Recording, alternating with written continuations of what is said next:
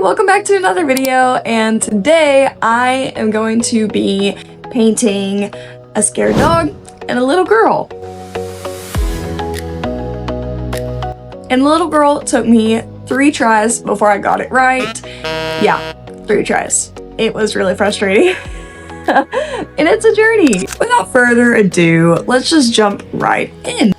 Okay, so here's my sketch for the dog. I already had this sketch, like I said in one of my previous videos. I start out with these sketches, so I don't film them every single time. So I already had the sketch and I was painting his bed. I didn't know what color it should be. I was just trying to think of the previous picture of her cares, her fear, her worry, that goes along with the story, the last image.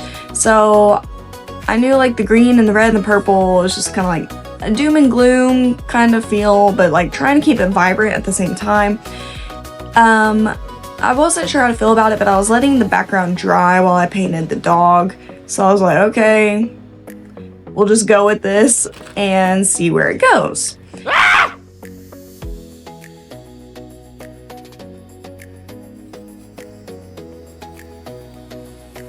Right here you can see that I went over the green again with more purple, and I went over the background with yellow to add variety and more saturation, which I really like. I was shocked with how much I liked this because the green and the red was not it. It was like Christmas but bad, and I didn't like it at all.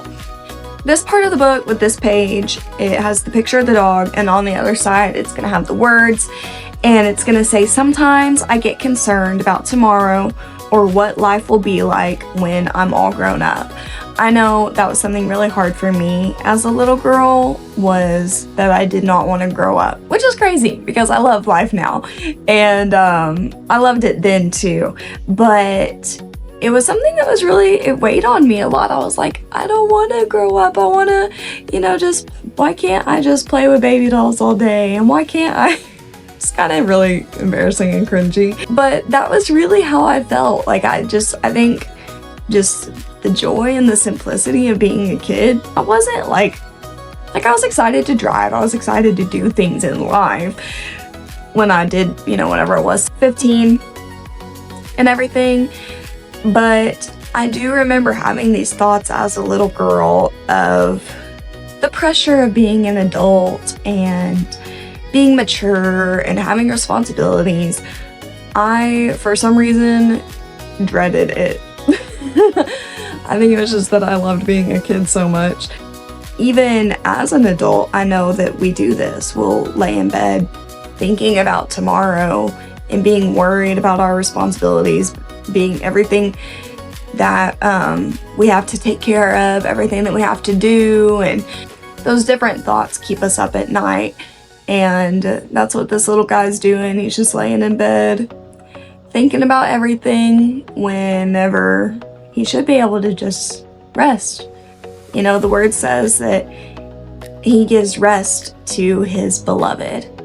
And that's something too that the Lord's taught me this last year and has revealed to me, is that rest is godly, and knowing how to rest and having that healthy balance of laboring and resting and all that awesome stuff. So yeah, this little guy's just worried in his bed at night, and it keeps him up. This other page that I paint in this video, it is the 4th page in my book. When you first open it, it talks about how his cares are different from hers. It says my cares, which was in the previous video. If you haven't checked it out, go check it out.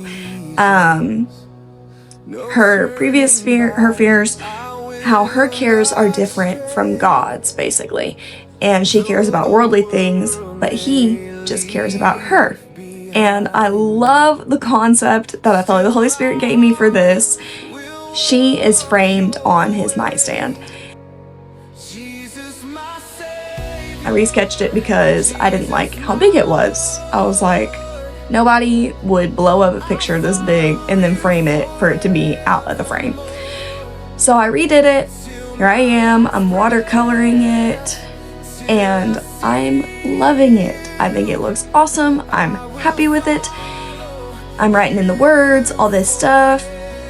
And then I was like, you know what? Should I add stuff on the nightstand or not? In the back of my head, I was like, yes, Natalie, do it. You know it'll look better. But I was like, but I don't feel like it. That's extra work. I already redrew it. But I asked my husband because I knew what he would say and I knew it would motivate me. So I was like, hey, do you think I should add stuff on this table, like nightstand stuff? And he was like, yeah, I think so. So I was like, okay. And I just went in. I added the book, I added the glass of water, and I love it that much more now because I'm like, yes, this was the right move. And this is something too that I'm really thankful for. I've been learning to put in that extra effort when what I think I already have is good enough. But realizing and knowing like, hey, why not? Like just put in, it takes a little bit of extra effort, but if you can make it better, make it better. Take your time, go for it, why not? That's something I've been leaning into more again, whereas when I was in high school and stuff, I just would sloppily throw stuff together and I didn't care. It would frustrate me when I saw other people's that were better because I knew they took the time to do it right and they did it right and it was well executed. But for me, I was like, well, I still got it done, didn't I? That's terrible. But I've been learning the beauty of taking your time, doing things right, and doing it well. So again, that's another reason why I ended up redoing this portrait a third time. Because right here, I love the way it's looking. It's so cute. And I just feel and know that the doom is coming because I could not stop adding to it. I was like, I gotta add more. I gotta add more. And this was honestly because it was late at night.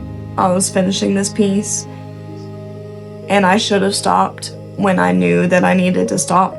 But I think what it was is like, I'm struggling to make her look consistent.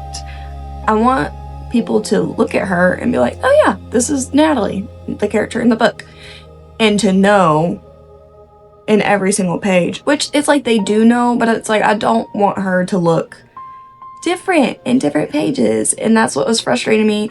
I was trying to make it look like her and I ended up adding way too much to the point where I was really unhappy with the way that it looked.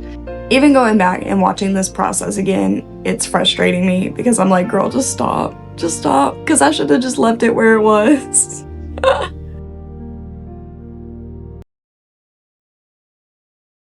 So I'm looking at this again, and as you can see, I went over it. I was trying to like change her jawline and everything. I'm really not happy with it at all. Like, she looks older and a little bit chubbier than, you know, the girl in the book. And I don't know what happened. I overworked it. I was tired and I overworked this piece. So I think what I'm gonna do is cut out a piece of paper that fits in the frame and just redo it and tape it down. And then whenever I'm scanning the photo and everything, it'll look whole. So yeah, let's do that. Oh yeah. So I have my second sketch now. Got my cup of coffee. So I sat down, I was like, I'm gonna get this done. I'm gonna knock it out. And I was honestly rushing myself because I was like, I just want to get this piece done. And I started getting really frustrated. And I haven't been irritated with my artwork like this in a few years. Like, I used to get mad and frustrated when it didn't look the way I wanted it to and different things. And I had to pause for a moment and remind myself why I'm even making this art. So I did. I paused, inviting him into it. I was like, Lord, I want to praise you while I make this art. I turned on some worship music and it really helped me to push past that frustration and to just get it done and make it the way that it needed to be made. And I'm so glad because honestly, so far, this is probably one of my favorite illustrations in the entire book because it's the love of a father. And as I was making it too, the first time, I was like happy with it at first and everything and just kind of like praying, meditating on the Lord. And I really sensed from the Lord that he was saying that he framed that picture of her because that color looked good on her. And he also loved that photo of her because she was playing so much that day. You can tell her hair is rough and messy. He just delights in her. That's the whole heart behind this book, just the heart of the Father, the pleasure that he takes in his children, the way that he rejoices in us, in the same way that I delight in my kiddos. The Bible talks about that, like you being a wicked person, love your kids. You give your kid good gifts. If they ask for bread, you're not going to give them a snake, and you're a wicked person. Like, how can we sit here and be like, I love my daughter so much, I just delight in her, she makes me full of joy, and all of these things, when we're in our nature, we're selfish and we're evil. But the Lord, he's pure, he's perfect, and he's holy, and he just exudes pleasure and delight, and he smiles over us. His banner over us is love. He dances over us wildly. He rejoices in us. And you know, just the thought of God having a picture of you framed because he delights in you is so beautiful. It's so beautiful. And you know, his word says he brought me out into a broad place. He rescued me because he delighted in me. Why does God do anything that he does for anyone? Because of his compassion. All in the gospel, it talks about Jesus. He was compelled with compassion. He was moved with compassion to heal people, to talk to people, to teach, to preach, to cast out demons. All of these things, it was driven by his love.